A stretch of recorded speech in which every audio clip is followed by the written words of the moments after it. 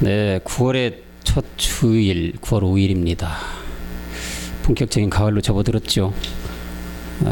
가을 들녘에 익어가는 수많은 과목들처럼 풍성한 열매 맺는 저와 여러분 되시기를 그리스도 영으로 축원합니다. 우리 먼저 고백할까요? 나는 십자가에서 옛사람을 못 박았습니다. 나는 엘사브낫 바네아입니다. 모든 것은 말씀이 하십니다. 아멘. 네, 말씀이 하십니다. 말씀 이 시간에 끌어가실 줄 믿습니다. 오늘은 디모데전서 1장 8절에서 11절을 본문을 중심으로 불법한 자와 복종치 아니하는 자라는 제목으로 은혜를 나누고자 합니다. 먼저 본문 말씀으로 보도록 하겠는데요. 4계절이니까 여러분들 먼저 한 절 하시고 또 제가 한 절 이렇게 교독을 한번 해볼까요? 여러분들 먼저 시작.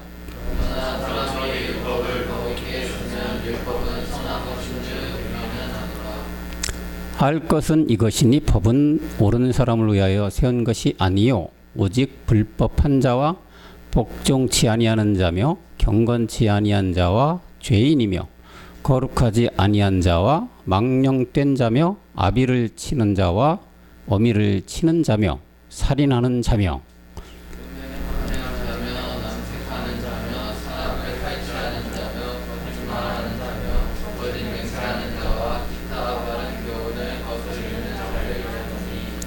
이 교훈은 내게 맡기신 바 복되신 하나님의 영광의 복음을 쫓음이니라. 아멘. 여러분, 사람이 우리가 살아가는 데는 법이 있고 또한 규범도 있고 규칙도 있죠. 이런 것들을 어기면 그에 상응하는 벌을 받는 것이 우리들 사는 세상입니다. 따라서 반드시 법을 지키며 살아가야 됩니다. 이렇듯 세상 법은 잘 지켜야 하지만 하나님 나라의 법은 지키면 지킬수록 더 죄가 되는 법이 있는데 이게 무슨 말씀일까요? 오늘 본문 1장 8절을 보면은 율법을 법있게 쓰면 율법이 선하다고 말씀하십니다. 그러면서 9절에서는 법은 옳은 사람을 위하여 세운 것이 아니고 불법한 자와 경건치 아니하는 자를 교훈하기 위함이라고 말씀해주고 있는데 율법을 그럼 법있게 쓰는 것이 무엇일까요? 또한 불법한 자와 경건치 않은 자의 교훈이라고 하는 것은 과연 무엇일까요? 성경이 말하는 율법을 법있게 쓰는 것은 율법으로 죄를 깨닫는 것이 율법을 법있게 쓰는 것이고 경건치 아니하는 자를 경건하게 만드는 것인데 이 경건치 아니하는 9절 이후에 나열한 모든 죄들은 우리의 육체에서 나오는 본질의 죄인데 이런 죄들을 율법을 통해서 깨달으라고 법을 주셨다는 것입니다. 따라서 세상 법은 지켜야 하지만 하나님의 나라의 법은 지키면 지킬수록 더 죄가 된다는 말씀을 해주고 있습니다. 그래서 율법은 행위로 지키는 것이 아니라 죄를 깨달으라고 로마서 3장 20절에서 말씀해주고 있죠. 그러므로 율법의 행위로 그의 앞에 의롭다 하심을 얻을 육체가 없다. 행위로는 의롭다 함을 받을 육체가 없다는 얘기죠. 율법으로는 뭘 해야 된다? 죄를 깨달아라. 율법으로 죄를 깨닫는 것이 뭐냐? 하나님 주신 율법으로 우리를 조명을 이렇게 해보니까 우리의 육체를 가만히 조명을 해보니까 오늘 말씀의 제목처럼 모두 다 불법을 행한 자들이고 경건치 아니한 자들이라는 거예요. 여러분, 불법이 뭡니까? 우리 말씀 속에 너무 잘 알죠? 요한일서 3장 4절에 불법은 뭐라고 합니까? 현준의 학생 한번 읽어볼래요? 크게 한번 해보세요. 예. 죄가 뭐라고 해요? 죄는 불법. 그래요. 말씀에 분명히 죄는 불법이라고 나와요. 그럼 이 죄는 온갖 나쁜 짓, 세상에서 나쁜 짓 하고 남에게 해코지 하고 이런 죄를 죄라고 하냐? 그런 죄가 아니고 하나님 보시는 죄가 있습니다. 이 죄에서 벗어나는 것이 하나님 보시기 의로운 것이고, 이 의로움을 반드시 우리가 십자가에 함께 죽음이 있어야만 되는 것이다. 무엇을 여러분 죽이는 것일까요? 너무 잘 알죠. 우리는 본질의 죄인 아담 한 사람으로부터 들어온 죄를 죽여야 하는 것입니다. 그래서 성경은 율법을 행해서 죽으라. 율법을 향해 죽는 게 뭡니까 그러면? 율법이 뭐라고 했어요? 죄잖아요. 그렇게 죄를 어디 가서? 십자가에서 그리스도와 함께 죽어라. 그래서 갈라디아서 2장 19절에서 말하고 있습니다. 현준이 학생 다시 한번 읽어줄래요?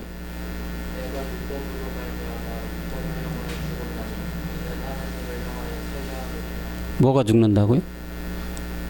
율법을 향해서 죽어야 된다. 그래야 누구?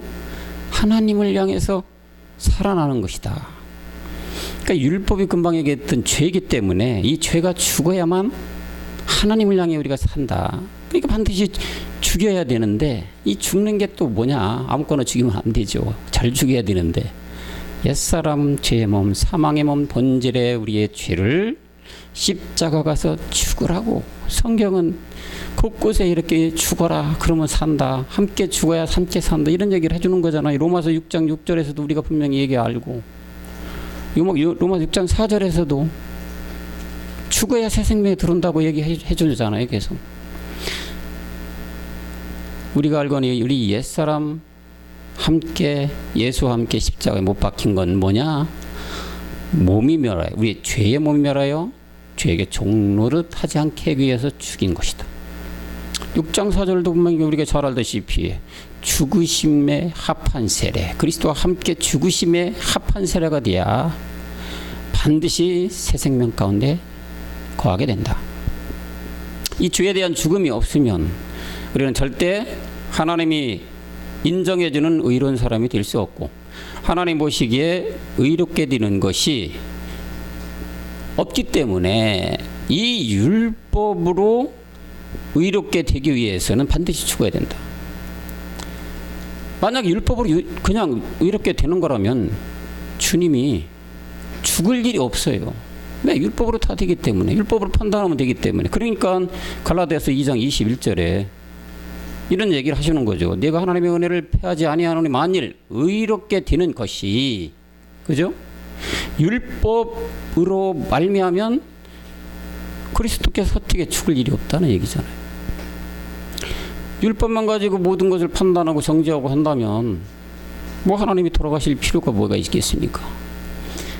헛된 죽음이 되고 말 것이다. 이렇듯 하나님이 율법의 주심은 이 율법을 통해서 너희의 몸속에 육체 안에 있는 뭐를 깨달아라? 죄를 깨달아라. 그래서 그 십자가에서 죽으라고 주신 법이 율법이란 얘기예요.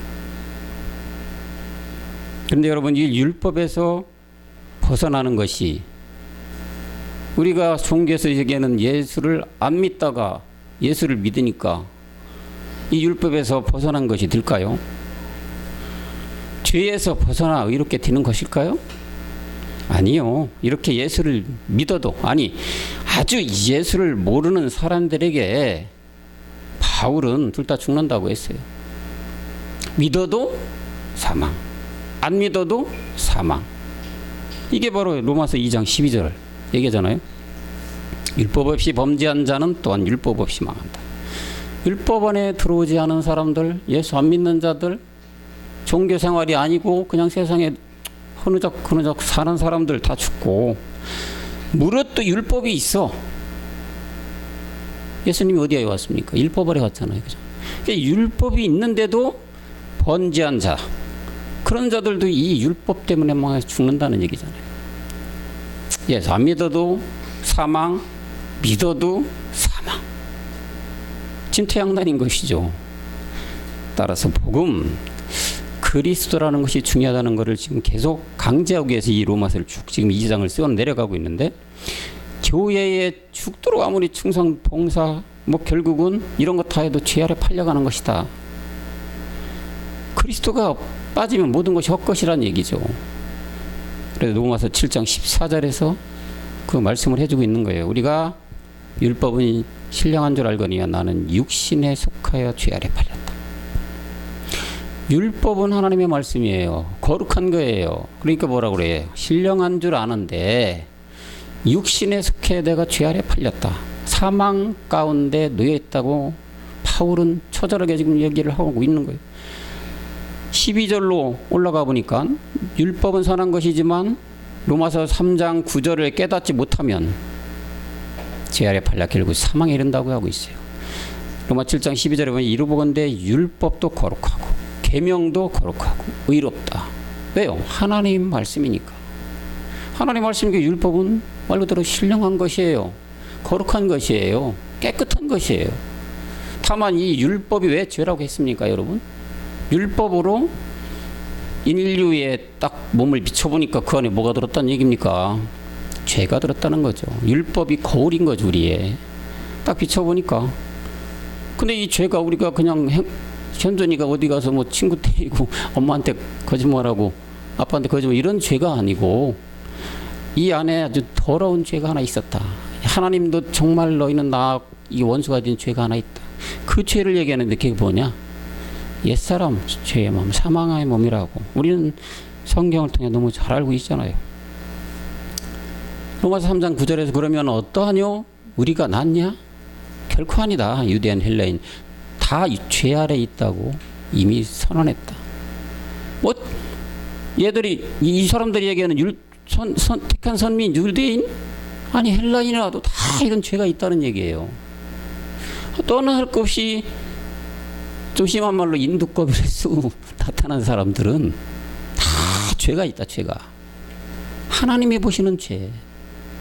사람이 이렇게 죄는 죄가 아니고 행위로 지은 죄가 아니고 이 죄 아래 있다는 것은 율법 아래 있다는 얘기고 이 율법이 아까 얘기했던 죄이므로 죄를 짓는 자들 즉 본질의 죄를 가지고 있는 자들을 그 마귀에게 속한 자라고 하잖아요. 그죠? 그 마귀에게 속한 자라고 하니까 사도 요한은 요한 1서 3장 8절에서 이 마귀에게 속해서 이런 일을 한다고 해요. 죄를 지는 자마다 마귀에 속했다. 마귀는 처음부터 범죄했다. 마귀가 처음부터 하나님께 범죄했다고 나옵니다. 마귀는 뭐를 주관합니까? 우리의 죄를 주관하는 거예요. 우리의 죄는 딸 때부터 부모로부터 또 그 위로 올라가면 아담으로부터 이미 생성되어 있는 이 죄가 있기 때문에 날 때부터 처음부터 범죄한 하나님의 아들이 나타난 것은 이 마귀의 일을 어떻게 아예 없애려고 나타나셨는데 중요합니다. 하나님의 아들이 나타나야 마귀의 법이 일이 멸해진다. 하나님의 아들은 로마서 1장 3절의 아들이 아님이죠. 로마서 1장 3절은 예수님이에요. 예수님은 하나님 아들의 오기 전 율법 아래 인자로 오신 분이 예수님. 4절에 가보니까 하나님의 아들이에요. 이 하나님의 아들이 나타났을 때 뭐가 없어진다? 마귀의 일이 멸해진다는 얘기죠. 그러니까 예수님이 로마 1장 3절까지 있는 상태에서는 없어지지가 않아요. 아들 그리스도가 나타나야만 없어지는 거예요. 무슨 얘기냐? 예수는 죽어야 된다는 얘기잖아요. 십자가에서 죽어서 부활이 됐을 때 우리가 마귀가 멸해지는 거예요. 부활이 없으면은 우리의 그리스도의 복음은 없는 거예요. 아들의 복음이라는 게 그리스도의 아들의 복음이에요. 그래서 죽음이 있어야지 반드시. 누가? 예수님이 죽어야 돼. 3절이 죽고 로마서 1장 3절이 죽고 4절로 부활이 돼야만 마귀의 일이 멸해진다고 사도 요한은 이렇게 말씀해 주고 있어요. 8장 44절에 요한복음에서 보니까 요한이 이 바리새인 세도계에게 그리스도 진리에 대해서 얘기를 했는데도 못 알아들어요. 아무리 얘기해도 못 알아들어. 예수가 아니고 진리에 대한 것이 진리. 예수가 진리가 아닙니다, 여러분. 진리는 그리스도가 진리인데 이거를 계속 얘기해도 못 알아들으니까 8장 44절에 그냥 단정지어 얘기하잖아. 네 아비는 마귀야. 못 알아들으니까. 왜? 못 알아듣는다는 건 진리를 못 알아듣고 그리스도를 못 알아듣는 거 아니에요. 그럼 이를 쥐고 있는 영이 뭡니까? 마귀 아니에요, 마귀. 그 마귀 얘기만 계속 생각하고 저 이상하게 왜 진리에 대해서 얘기하느냐. 나는 예엑스만 잘하는데. 이게 잘못됐다는 거지. 잘못됐다고 계속 반론하니까 에휴 안 되겠다. 너희들은 네 예비가 마귀구나. 그러니까 이 얘기만 하는 거 아니겠냐. 단정 져버린 거예요. 너희는 너희 아비가 마귀에서 났다. 너희 아비의 욕심을 너희도 행하고자 한다. 아비의 욕심, 마귀의 욕심을 너희도 행한다. 이생의 자랑, 무슨 먹을까 마실까 입을까, 그걸 해나고자 하는 거예요. 어디 안에 있으니까? 마귀, 아비의 마귀 안에 있으니까. 심한 말로 얘기하면 예수 율법 아래 있을 때 이렇다는 얘기예요. 율법은 반드시 죄를 깨달아 죽으라고 준 건데 이 죽음이 없으니까 마귀 가운데 있는 거죠. 예수님이 분명히 반드시 죽어야만 마귀가 없어지는 거예요. 죄가 없어지는 거죠. 근데 이렇게 하니까 맨날 사망 가운데 있으면서 무엇을 마실까 입을까 이리 방황 저리 방황하고 다니는 게, 그리스도를 못 만난 사람들은 다 이런 상태가 된 거 아니겠어요. 이렇듯 율법 아래에 있으면 죄인이고 또 죄인이면 사망이고 구원에 이르지도 못하고 어디로 가느냐, 계시록 20장 14절로 간다는 얘기예요. 현준이 학생 또 한번 읽어줘 봐요.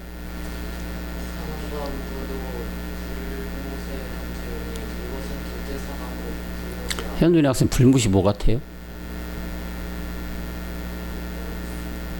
불이 타는 연못이야. 뭐 같아요? 불이 활활 타 막 용암처럼 막 끌어올린단 말이야. 이게 뭐예요? 깜짝이야. 지옥을 얘기하는 거예요. 지옥에 빠지는 게 뭐라고 나와요? 여기? 둘째 사망이라고 나오잖아요. 현준이 학생 태어나서 2번 죽어요? 1번 죽죠. 근데 여기 왜 2번째 사망이라고 했을까요? 현준이 학생 너무 깊이 물어보는 것 같아서 미안하네. 나중에 하고, 이 둘째 사망은 사람이 죽었어. 1번 몸이 죽지. 근데 우리 혼이 또 1번 죽는 거야. 어디로? 지옥으로 빠져 들어가는 게 둘째 사망이라는 얘기예요.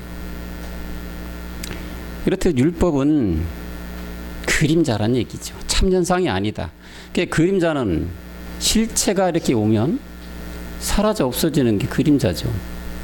예전에 우리 목사님 초창기 말씀 전할 때 이런 비유가 참 저한테 많이 와닿았는데 뭐냐면 이런 얘기를 하신 적이 있어요.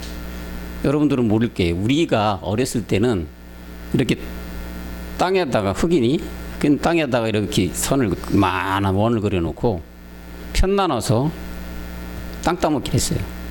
그 예전에는 누리가 없으니까 이러만한 사기 같은 거 깨진 걸로 이렇게 톡톡 튀기는 거죠. 그러니까 바둑알처럼 톡톡 튀겨서 뭐 이렇게 3번 툭해서 이쪽으로 들어오면은 요게 내 땅이 되는 거야.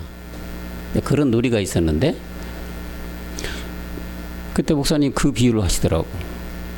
자, 저녁 때 다 학교 갔다 와서 딱 공부하면 다 이제 놓고 친구들끼리 모아가지고 땅 따먹기 막 하고 있단 말이에요. 네 땅만큼, 내 땅이만큼. 어떤 애가 반 이상의 땅을 따버렸네? 내 땅이 많다. 참 신나가고 있는데. 그런데 멀리서 불러요, 엄마가. 얘야, 밥 먹어야 된다. 빨리 와. 어떻게 해야 돼요? 놓고 밥 먹으러 가야 돼요. 무슨 말이냐? 이 땅이 그림자 세상이란 얘기죠. 그림자 세상이기 때문에 아무리 많은 걸 가지고 많은 부귀를 누리고 영화를 누린다 하더라도 주님 부르면 놓고 가야 돼요. 이게 그림자 세상. 율법이 참영상이 아니고 그림자 세상이다.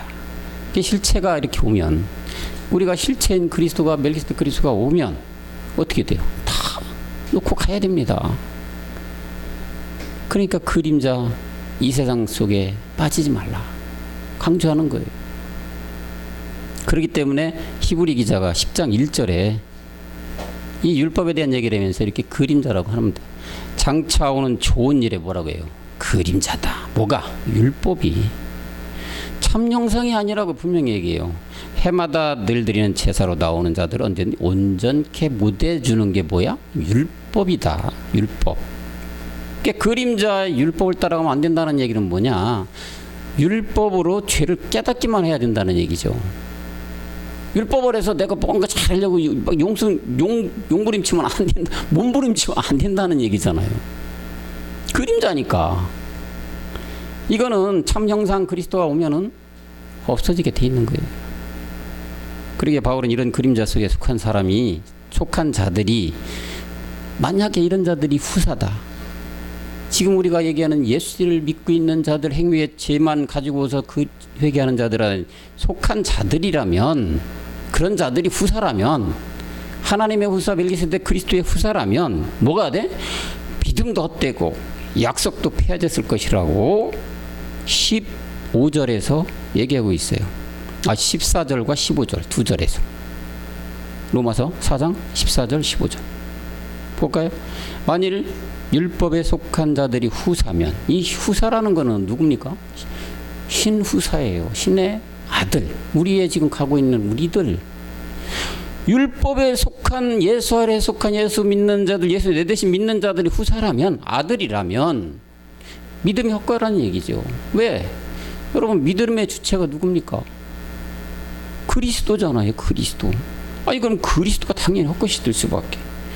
약속, 증거받은 자들의 약속, 우리야. 우리 무슨 약속? 신의 아들의 약속, 몸에 신의 성품에 참여하는 약속. 이 모든 것이 뭐가 돼? 폐해지는 거예요. 율법에 속한 자들이 만약에 후사라면, 다시 푼다면 지금 예수 내 대신 믿고 예수 아래에서 열심히 충성봉사하는 자들이 후사라면, 하나님의 아들이라고 얘기한다면 다 헛것이란 얘기죠. 그래서 15절에도 율법은 진노를 이루게 한다. 왜 율법이 진노를 이루게 할 겁니까? 하나님 보시기에 이건 진노예죠. 왜? 율법이 죄라고 했잖아요. 죄. 율법이 없는 곳에는 범함도 없다. 그러니까 율법이 하나님한테는 진노받기, 죄니까, 하나님과 반하는 죄니까. 그렇기 때문에 율법으로는 아무것도 온전케 못하니까 오직 율법으로는 죄를 깨달아서 더 좋은 소망, 그리스도에 가까이 가야 한다고, 더 좋은 소망을 품고 가야 한다고 히브리서 7장 19절에서 말해줘요. 이거는 우리 철이 형제님 한번 좀 크게 읽어주십시오. 율법은 아무것도 온전케 못할지라 이에 더 좋은 소망이 생기니 이것으로 우리가 하나님께 가까이 가는 온전치 못하게 하는 게 율법. 온전하게 된다는 게 뭐예요? 우리가 신령한 몸의 부활을 입는 것까지예요. 더 좋은 소망 자치 생긴다는 게 바로 우리 아들로 가는 몸의 형태를 가져가는 거. 이게 더 좋은 것, 그 소망이에요. 오직 의인의 믿음을 가지고 최후의 소망, 이 말씀을 해주는 더 좋은 소망, 이것이 하나님께 가까이 간다. 율법을 깨달아 죄를 알았을 때. 그래서 바울은 로마서 7장 13절에서도 이 율법으로 죄를 드러내기 위해서 죄로 더 심하게 더 죄되게 할 것이라고 얘기하고 있어요. 로마서 7장 13절은 이해하기가 조금 힘들 겁니다. 뭐냐? 그런즉 선한 것이 내게 사망이 되었냐? 그럴 수 없다. 아까 얘기했던 선한 것이 뭐라고 했습니까? 율법, 하나님의 말씀, 선한 것이 네게 사망이 됐냐? 사망이 되면 안 되죠. 이게 오직 그럴 수가 없다고 나오잖아요. 그럴 수가 없느니라. 오직 죄가 죄로 드러나기 위하여. 앞에 있는 죄가 뭡니까? 우리의 옛사람 죄의 몸, 사망의 몸, 아담 한 사람으로부터 온 이 죄가 정말로 그 죄로 드러나기 위하여, 아 정말 이게 하나님과 반하는 죄구나 라고 하기 위하여 선한 그것으로 말미암아 나를 죽게 만든다. 선한 그것 얘기했던 율법이 선하다 그랬죠. 이거가 비춰져서 내 죄를 깨달아서 어디로 간다는 얘기예요. 십자가 가서 죽게 만들어 준다는 얘기잖아요. 나를 죽게 만들었다. 그걸로 이는 계명으로 말미암아 죄로 심히 죄되게 한다. 율법으로 계속 너는 죄인이야, 너는 죄인이야, 너는 죄인이야, 너 죄를 좀 제발 좀 깨달아라, 이렇게 심히 죄되게 만들어 줘야 돼요. 여러분, 달고 맛있는 사과에 뭐가 더 끼운다고 합니까? 벌레가 더 끼게 돼 있는 거예요. 이렇게 자꾸 자꾸 죄라 이렇게 율법에 자꾸 이렇게 거랑고 하니까 정말 내 몸뚱아리에 있는 이 비를 비춰보니까 죄가 더욱 선명하게 드러나게 되는 거예요. 자꾸 얘기에 깨닫게 해주니까. 그 다음 절에서 율법은 신령한 것이고 14절에서 7장 로마 7장 14절에 다만 내 육신이 율법에 비춰보니까 죄에 팔렸다고 한탄해오는 거예요. 우리가 율법은 신령한 줄 알린다. 나는 육신에 속하여 죄 아래 팔렸다 또 고백하는 거잖아요. 어디에 비춰봤을 때 율법에 비춰보니까 율법이 신령한 하나님의 주신 우리에게 법도인데 이걸 비춰보니까 정말 죄 아래만 내가 팔려있구나. 정말 죄 중에 너무 깊숙이 있구나. 율법은 도저히 안 되니까 맨날 행위의 죄를 해마다 짐승을 잡아 그 피로 속죄함 받는 일이 반복되고 구원도 안 되니까 하나님은 이 모든 것을 폐하시려고 누구를 땅에 보냈냐? 예수 그리스도를 이 땅에 80대 대제사장으로 보내주신 것이다. 이 율법인 예수를 알아 복음 그리스도로 구원받으러 하나님의 비밀을 그리스도를 만천하에 드러나게 해서 인류가 구원받는 길을 열어놨다. 이렇게 자꾸 율법 가운데 막 헤매고 다니니까 하나님 보시기에 얼마나 그들이 불쌍하고 안쓰럽겠어요.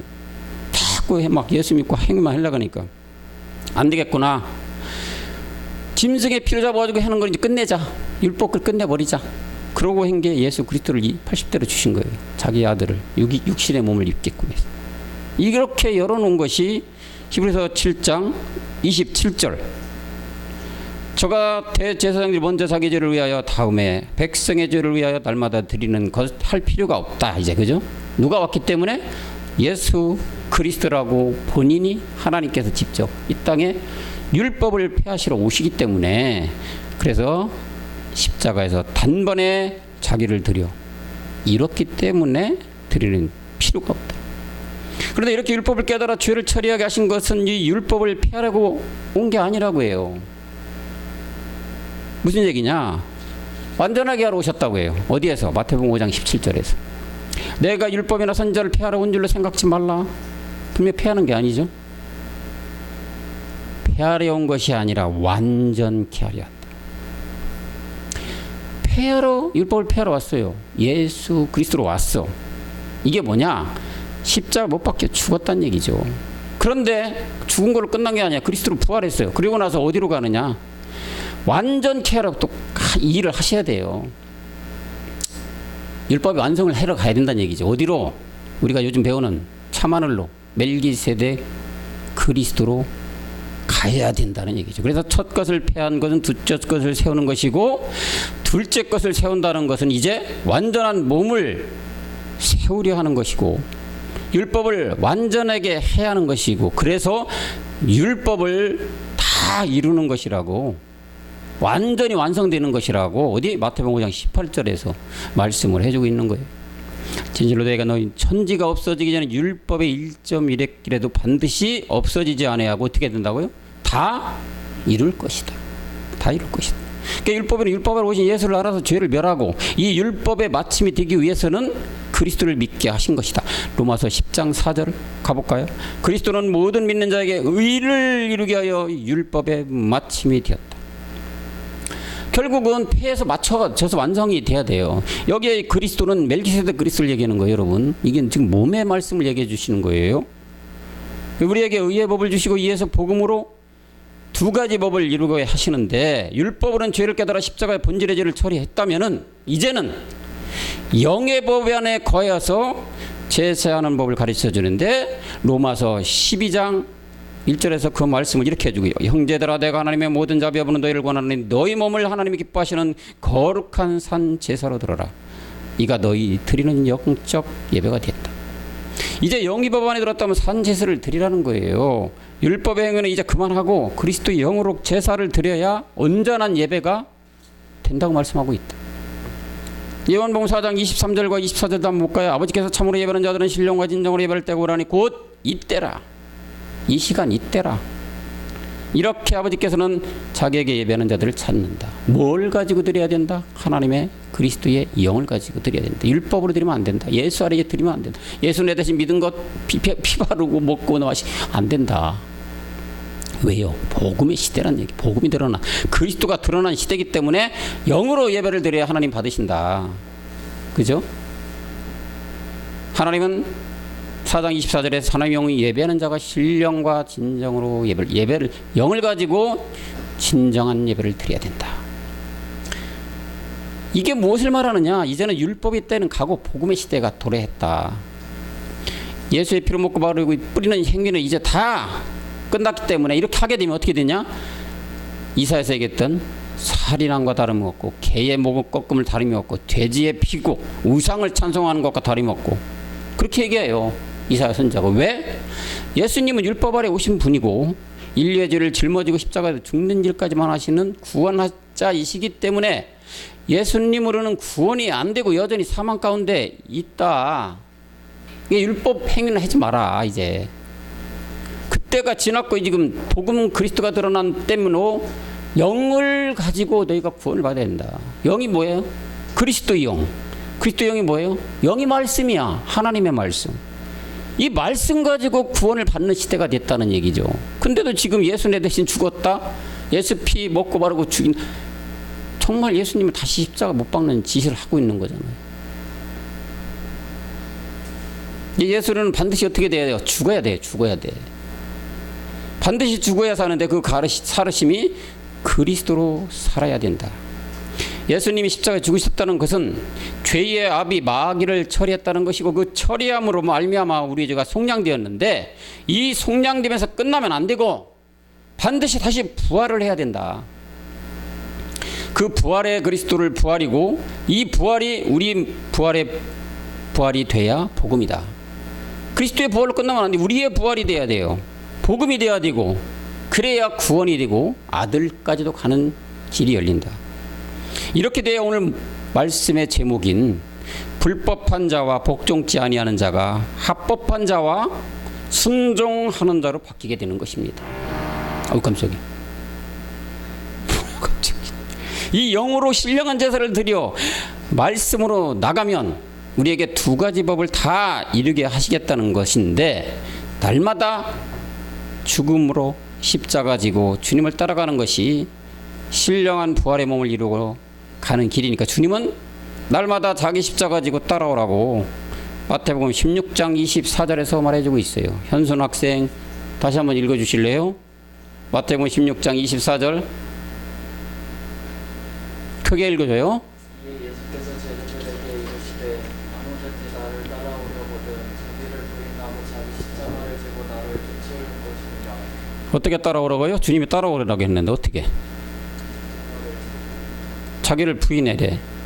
현준이를 부인해야 돼. 어? 자기 십자가지. 현준이 십자가 뭐야? 자기 십자가 따라오라잖아. 이게 하나님 말씀에 이거대로 따라가야지. 그지? 자기 십자가 지고 나를 따라오래. 현준이 학생. 자기를 부인한다는 얘기. 십자가 가서 죽어야 돼요. 죽어야. 뭘 죽인다고 아까 얘기했어요. 옛사람 죄의 몸 사망이 뭐. 사람의 몸에는 나도 모르는 아담 한 다음 잘 알죠. 아담 선악과 사건을 알지, 그지? 아담이 선악과 따먹으로 말면 하나님과 죄인 된 거. 이게 죄야 죄. 이거를 부인한다는 거지. 그리고 자기 십자가를 지고 나를 따라. 자꾸 내 십자가를 져야 된다는 얘기예요. 날마다 죽음을 통해서. 다시 말하면 죄가 내 속에서 없어졌다 하더라도 아직도 우리는 이 인류를 이 시간에 살아가는 우리이기 때문에 죄가 한 번에 없어지는 게 아니에요. 자꾸 잔가지들이 남아요. 옛 습성이라고 그러죠. 이것이 자꾸 십자가에서 나는 그리스도와 함께 십자가 죽었습니다. 자꾸 고백함으로 이렇게 자꾸 죽여가야 나중에는 우리가 7 정욕을 이기고 아들로 간다는 얘기예요. 그런데 여러분 오늘날 교회를 볼까요? 큰 교회들 다 볼까요? 사람 많이 모이는 그런 교회 보면은 죽어야 하는데 죽질 않지. 죽질 않아. 안 죽어. 안 죽어. 아니 예수 내 대신 죽은 거 그냥 믿으면 그냥 죽는다고 생각하니까 그냥 죽은 거라고 생각하니까 거기서 뭐가 죽어야 하는지도 모르는 이 시대의 교회들이잖아요. 다 내 아집, 내 고집, 내 의지 이런 걸 죽이는 걸로 알고 있죠. 다 더 나아가서는 혼을 파쇄해라. 이게 죽는 걸로 알고 있어요. 요즘에 교회들이. 이런 걸 배웠으니까 정말 죽는 것이 뭔지 모르니까 죽을 수가 없어요. 그런데 혼이 구원을 받아야 되는데 왜 자꾸 파쇄하라고 해요? 여러분, 혼이 파쇄되면 안 되는 거예요. 그죠? 혼은 뭐예요? 혼의 목자 대신 그리스도를 만나서 영혼의 사람이 되어서 구원이 되어야 되는 것이 혼인데, 혼은 자꾸 파쇄하라고 해요. 십자가도 너를 죽여라고 해요. 이게 오늘날의 교회들이 가리키는 형태입니다. 그러니까 베드로전서 2장 25절에 분명히 말하고 있어요. 너희가 전에는 양과 같이 길을 잃었다. 왜 양과 같이 길을 잃은 겁니까, 여러분? 혼의 목자를 못 만났으니까. 양이 자기 목자 못 만나면 헤매고 다니죠. 목자의 음성을 들어야 글리 따라간단 말이에요. 아, 저 피리가 우리 목자의 피리인데? 기가 번쩍 뜨이죠. 그래서 따라가는데 이 목자가 참 목자를 못 만나들이니까 다 헤매고 돌아다니는 거죠. 지금 복음 그리스도가 나타나기 때문에 복음 그리스도에 만나서 혼이 영혼으로 되어서 이제 감독 되신 혼의 주인이 되신 그리스도에게로 돌아와라. 베드로가 얘기하는 거예요. 2장 25절에서. 감췄던 복음이 때가 이르러야 나타나는 것인데, 이것은 다 그 때와 연한과 시한이 있기 때문에 복음 그리스도가 구약 4000년이 지나야 되고 신약 2000년이 지나 그래야지 인생 6000년사가 다 끝났을 끝 무렵에 나타나는 것이 복음이라고 했어요. 그래서 예레미야 선지자는 23장 20절에서 말하기를 나 여호와의 노는 내 마음에 뜻하는 바를 행하여 이루기까지는 쉬지 아니하나니 말이래.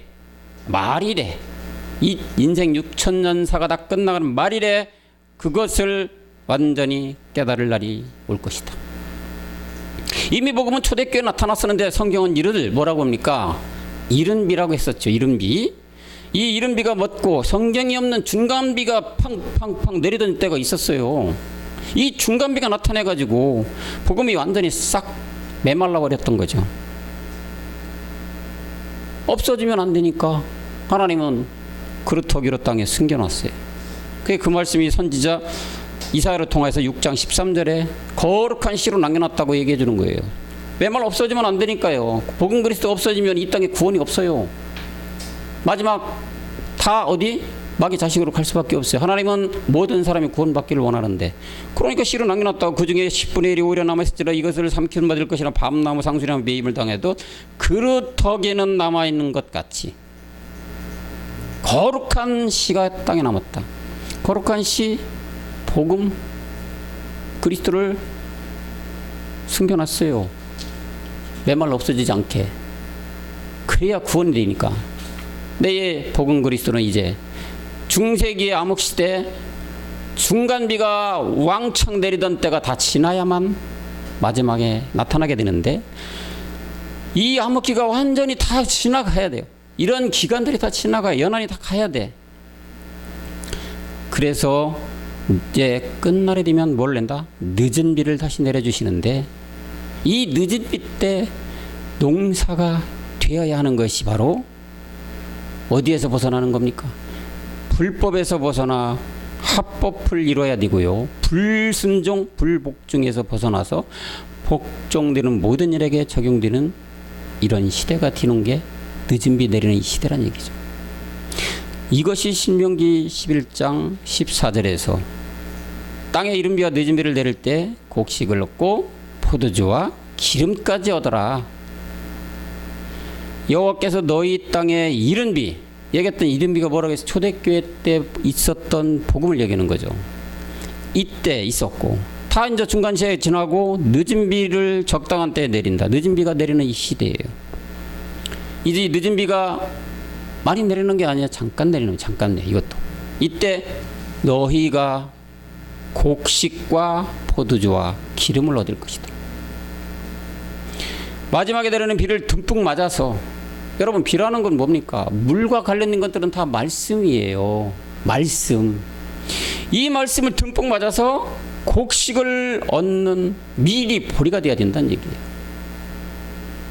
두 번째는 포도주의 영을 받아 기름인 신령한 부활의 몸까지 받아라.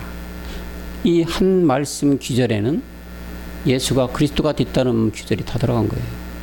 예수가 그리스도가 됐다는 얘기는 예수에서 죄를 깨달아서 여기 얘기했던 곡식을 거두는 거야. 곡식. 밀에서 보리로가 되는 거야. 십자가에 예수가 죽고 그리스도 부활한 거. 그리고 나서 영을 얻었다면 어떻게 가야 돼? 마지막 포도주 기름까지는 가야 되는 거. 우리가 기름이 뭐예요? 물붓도 기름을 부어 주시옵소서. 말씀의 기름을 부어 주시옵소서. 마지막 기름자는 감람유예요. 이게 너무 기쁜 얘기.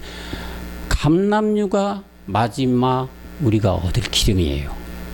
가나안 7서출 중에. 그 기름이 끝나고 나서는 이제 젖과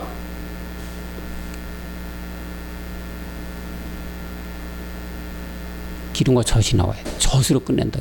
빛과 우리의 몸에 쏟아진 빛이 들어와서 끝나는 것인데, 여기에 있는 이 기름을 받으라는 얘기는 신령한 부활의 몸을 이루어가라는 얘기예요. 여기 계신 여러분과 저는 이미 어떤 것을 농사돼도 다 농사가 되는 밭을 가지고 있는 그런 밭을 산 사람들이죠.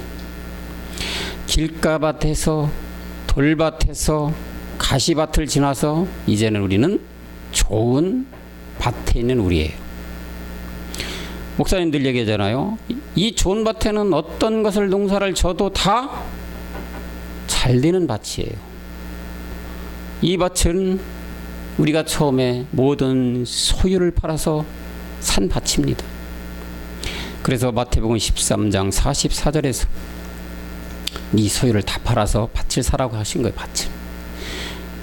천국은 마치 밭에 밤주인 보화가 같으니 사람이 이를 발견하고 숨겨놓고 기뻐하도록 자기의 소유를 다 팔았을 때 밭을 살 수가 있는 것이다.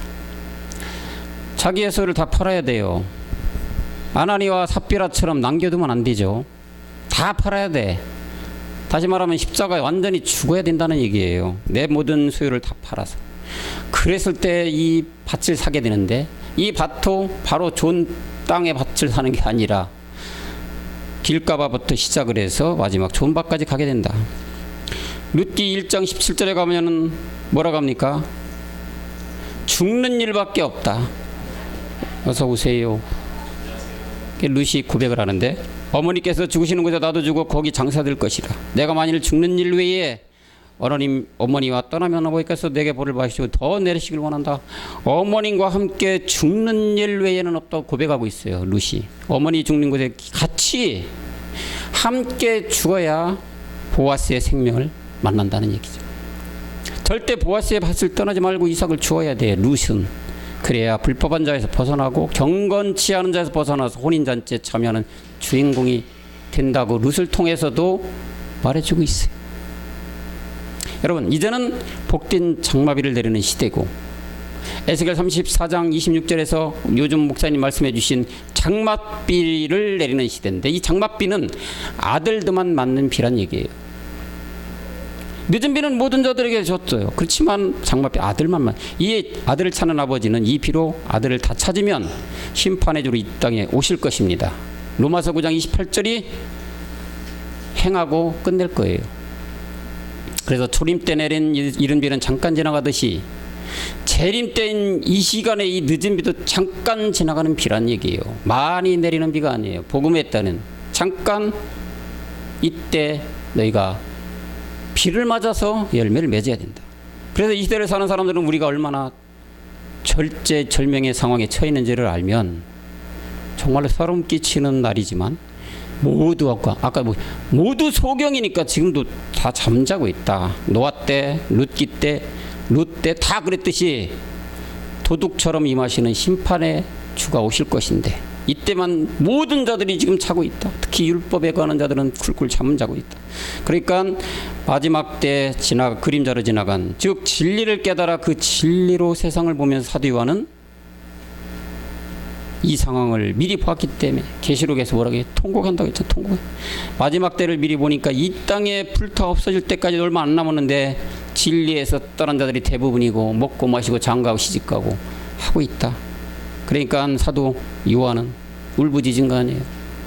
구원받을 자들이 많지 않다는 거. 목사님 얘기했죠. 이제 0.4도밖에 지구는 남지 않았어요.